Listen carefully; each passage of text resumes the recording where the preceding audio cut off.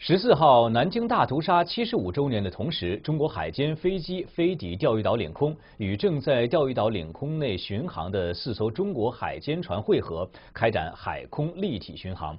日本航空自卫队出动了8架战机及预警机紧急升空应对，这是中国大陆飞机自1958年以来首次进入钓鱼岛上空。那么，二战后多次放弃钓鱼岛主张的中共政府，最近为什么连连对钓鱼岛宣示主权呢？请看专家的分析。周四，北京时间上午10点多，中国海监 B3837飞机抵达钓鱼岛领空，与正在钓鱼岛领海内巡航的中国海监50、46、66、137船编队会合。与此同时，日本巡逻船向中国飞机喊话，要求中国飞机迅速撤离。对此，中国飞机作出回应，强调这里是中国领空，要求日方船只离开钓鱼岛。日本防卫省声称，这是自1958年以来中国飞机首度入侵日本领空。日本政府已向中方表达严正抗议。大陆国家海洋局相关负责人证实，这是国家海洋局首次在钓鱼岛领海和领空开展海空立体巡航。近年来，钓鱼岛主权问题连续升级，特别是今年夏天以来，钓鱼岛的争端不断。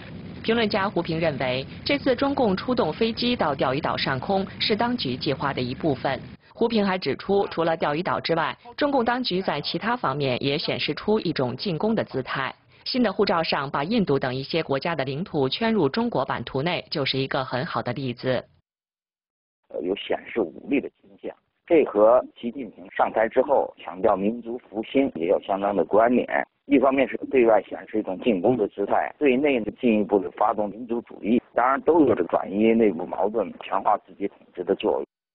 中国曾在43年和45年2次拒绝接管钓鱼岛，导致二战结束后，联合国将包括钓鱼岛内的琉球群岛交美国托管。50年代，《人民日报》的2篇文章和国务院总理兼外交部长周恩来的讲话都承认钓鱼岛属于日本领土。70年代中日建交时，中方再度回避钓鱼岛问题，使得中国在钓鱼岛问题上更加被动。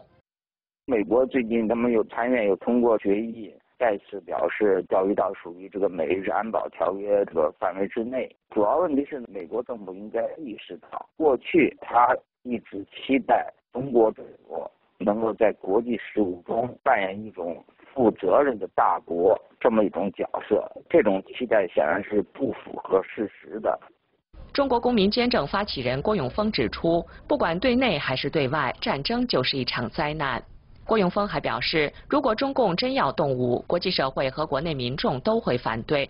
耀武炫武不代表一个国家强大。他说，在国际上炫耀武力已经失败。现在你比武你比不了的，你跟谁比啊？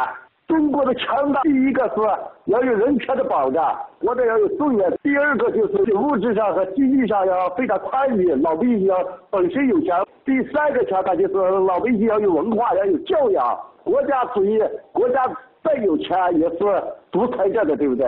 啊，老百姓也是个奴才，那叫什么强大？中国飞机进入钓鱼岛上空的同时，南京上空警报作响，开始纪念南京大屠杀75周年活动。据日本防卫省公布的数据显示，去年日本军机紧急升空次数达到20年来的高峰，其中有156次针对中国。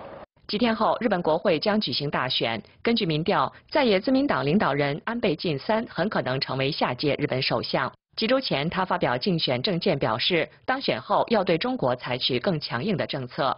安倍晋三甚至誓言要坚决维护尖阁诸岛，增加国防预算，并向北京发出明确的强硬信号。